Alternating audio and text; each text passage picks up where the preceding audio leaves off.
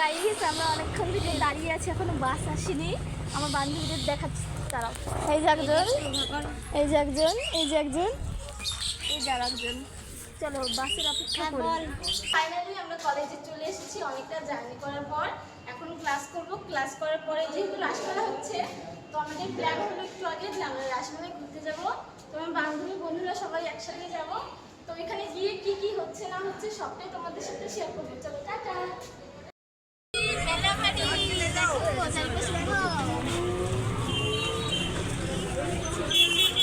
চলো মেলা বাড়ি গিয়ে দেখা। তো এখানে বান্ধবী ওর জন্য ফোনের কভার নিচ্ছিল। যেহেতু আমরা কলেজ থেকে গিয়েছিলাম দুপুরে, সেরকম একটা ভিড় ছিল না। আর রাসমেলা 2 দিন হয়ে গেছিলো, তারপর আমরা গিয়েছিলাম, সেরকম একটা ভিড় নেই।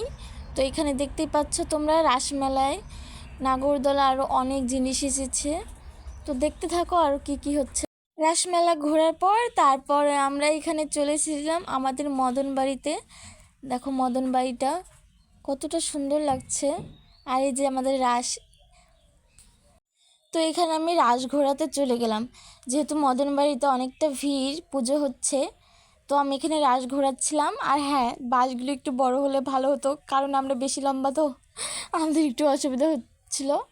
তো কোনো ব্যাপার না, আমি রাস ঘুরিয়ে নিচ্ছিলাম। আর আর আমি ভাবছিলাম আমার বান্ধবী ওখানে বসে কি করছে। এদিকে দেখো গোপু সোনাকে কি মিষ্টি লাগছে, কি সুন্দর করে বসে আছে। তো আমি ওইটাই দেখছিলাম, ভীষণ ভালো লাগছিল গোপুকে দেখতে। তো আমাদের ঘোরা শেষ, এখন আমরা যাচ্ছি বাড়ি। চলো।